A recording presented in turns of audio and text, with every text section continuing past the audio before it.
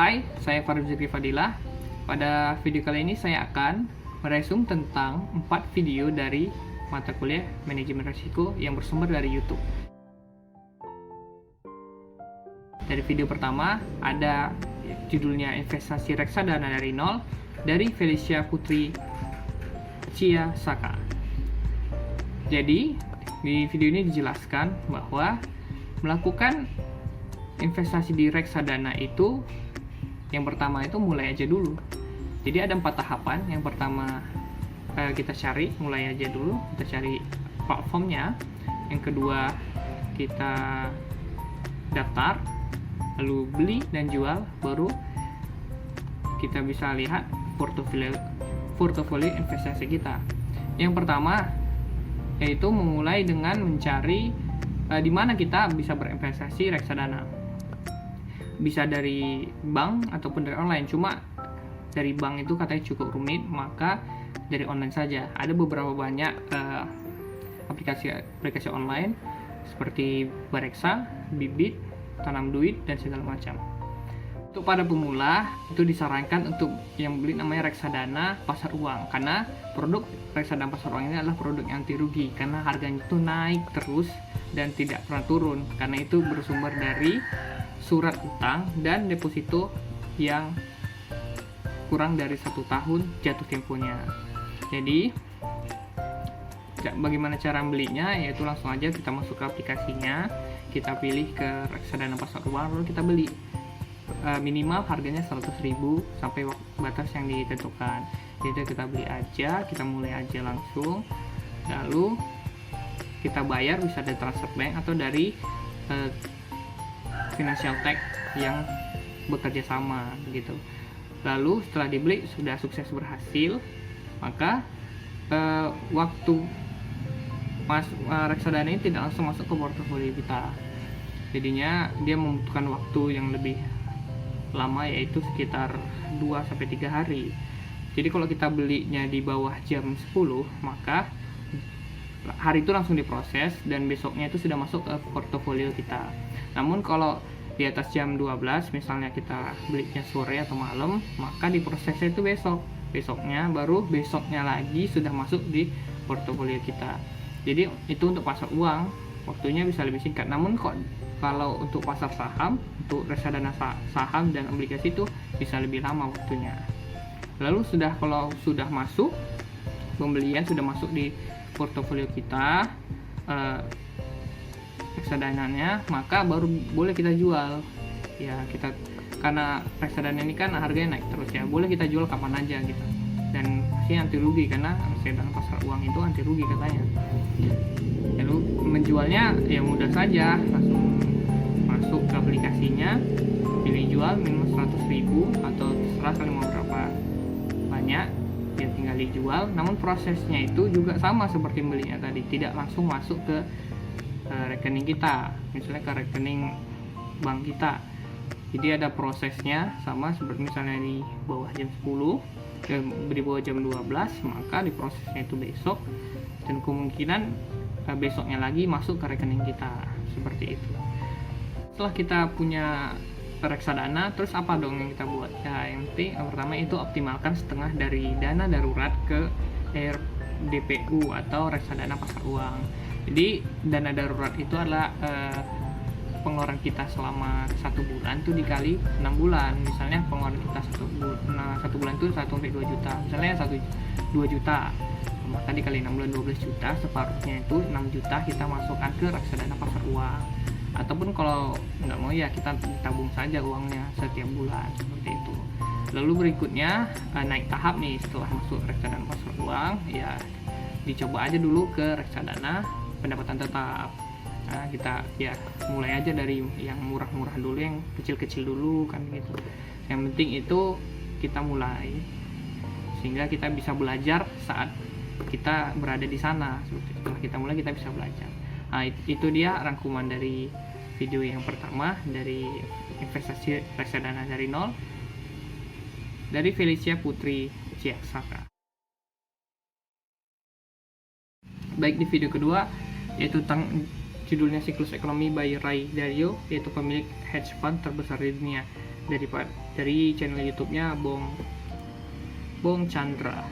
Jadi dijelaskan di sini tentang how economic works, ya, dari siklus ekonomi, how economic works. Jadi diibaratkan bahwa ekonomi adalah sebuah mesin besar yang terdiri dari partikel-partikel kecil, yang dimana dalam istilah ekonomi partikel kecil itu adalah sebuah transaksi.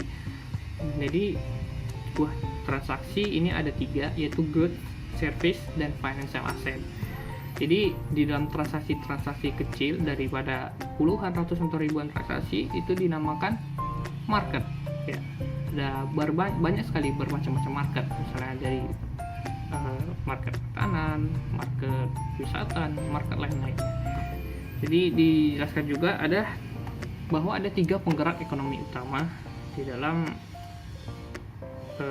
siklus ekonomi, yaitu productivity growth, short term debt cycle, dan long term debt cycle. Jadi dijelaskan juga pemeran besar di dalam ekonomi, yaitu buyer terbesar dan penjual terbesar, itu adalah pemerintah, yaitu mendapatkan dana daripada pajak atau tax. Lalu mereka juga membelanjakan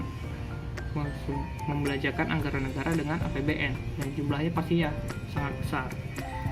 Jadi dan selain dari pemerintah, ada juga yang berperan penting dalam siklus ekonomi, yaitu bank sentral. Yang bank sentral ini hanya 2 fungsi, yaitu menaikkan atau menurunkan suku bunga, dan yang kedua adalah printing money atau mencetak uang. Jadi bank sentral ini tidak lepas daripada kredit, ya. Jadi ada sebuah istilah bahwa spending kita adalah income orang lain, yaitu pengeluaran kita adalah pendapatan orang lain, ya. Jadi apa kaitannya dengan kredit, kan seperti itu. Jadi semakin besar kita mengeluarkan spending, semakin besar mengeluarkan uang, maka pendapatan orang lain kan semakin besar.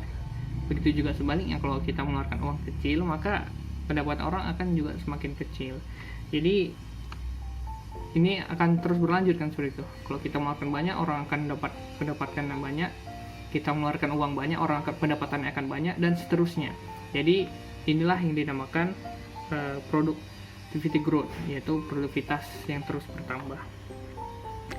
Lalu apa yang mendorong, ya, atau mendorong pengeluaran seseorang atau spending seseorang?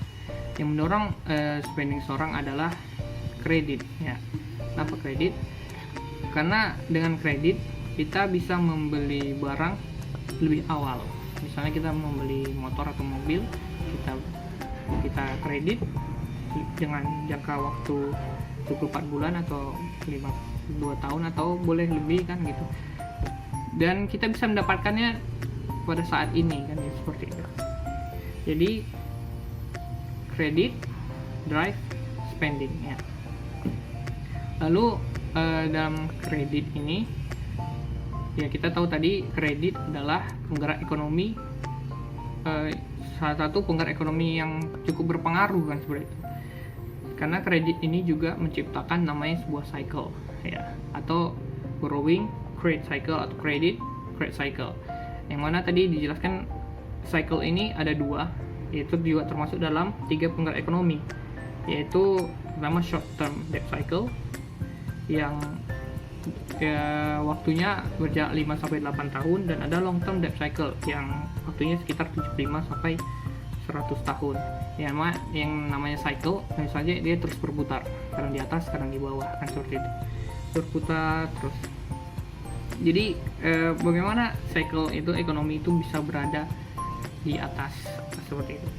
Jadi saat cycle baik atau ekonomi baik, maka orang akan melakukan spending, melakukan pengeluarannya secara besar. Jadi ada namanya cycle, namanya pasti ada posisi di atas dan posisi di bawah.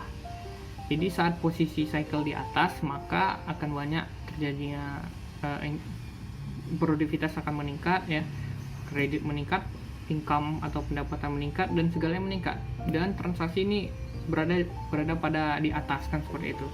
Jadi saat terjadi cycle di atas, maka ada skalanya.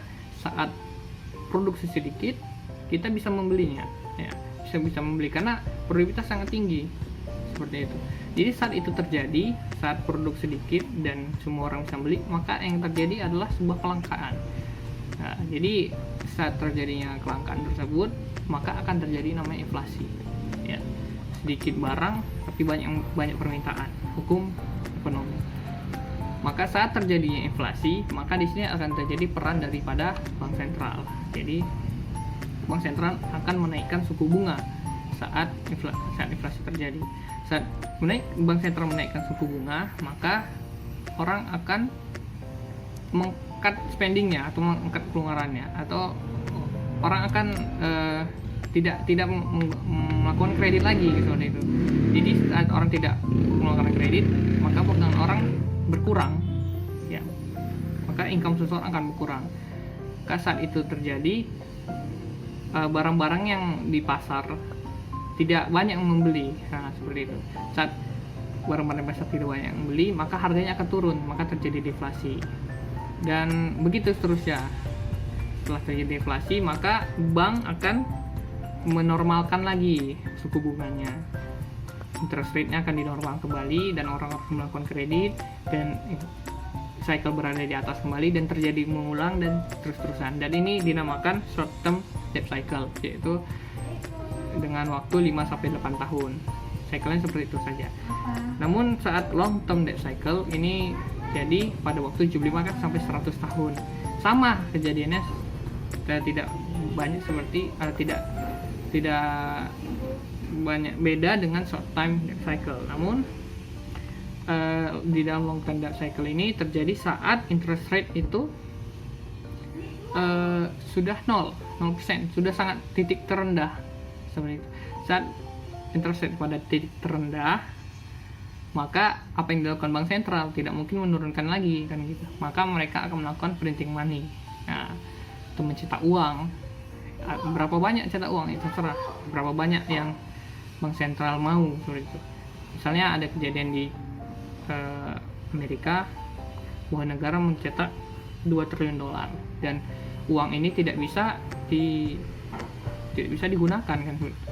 Namun uang tersebut dibelikan bond pemerintah, dan sehingga uang tersebut ada di pemerintah. Jadi pemerintah ini karena tidak bisa menggunakan uangnya, maka dia menggunakan uangnya di sektor-sektor produktif, misalnya dengan membangun jalan tol, membangun pabrik segala macam, sehingga saat terjadi bangunan proyek-proyek negara, maka akan menyerap sebuah tenaga kerja.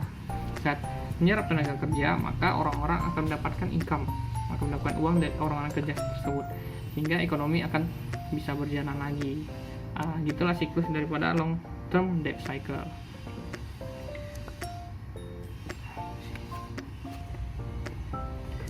Jadi setelah pemerintah mendapatkan uang yang uangnya tadi tidak ada menjadi tiba-tiba ada, maka uang tersebut digunakan untuk melakukan infrastruktur pemerintah, misalnya membangun gedung, membangun jalanan, sebagainya, sehingga yang tadinya tidak punya pekerjaan akan direkrut pemerintah punya pekerjaan, sehingga terjadi mereka yang tidak punya pekerjaan mempunyai income bertumbuh. Lalu saat income-nya bertumbuh, maka spending-nya juga bertumbuh, dan begitu seterusnya.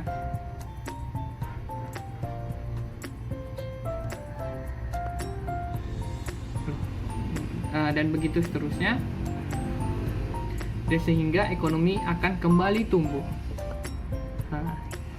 Akan kembali tumbuh seperti akan kembali bertumbuh seperti semula, dan itu siklus yang terjadi secara terus-menerus.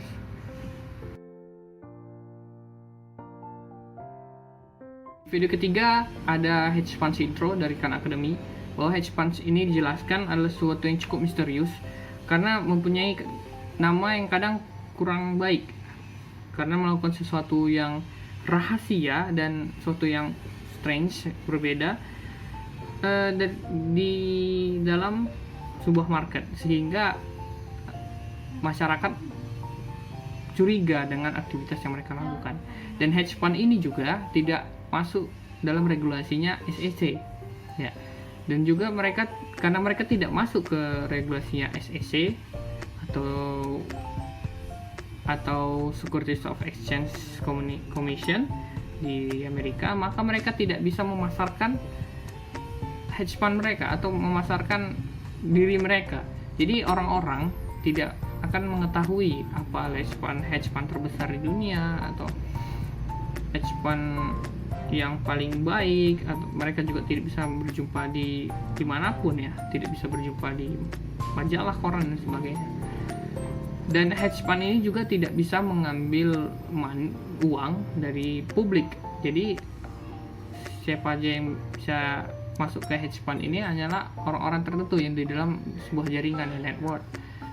Di jaringan itu aja, atau kalian ada seorang investor atau kalian ya mempunyai hubungan lah di para orang-orang di atas sana dan seperti itu. Jadi hedge fund ini apa bedaannya dengan traditional mutual fund? Jadi ada perbedaannya daripada fee manager fee. Jadi di hedge fund itu lebih besar karena di traditional mutual fund fee 1% itu juga cukup besar kan. Di hedge fund fee manajernya bisa sampai 1-2% ya. Dan keuntungan yang didapatkan hedge fund ini bisa mencapai 20%. Bahkan bisa lebih dari 20% apabila pendapatannya cukup baik. Mungkin itu penjelasan dari hedge fund di video ini.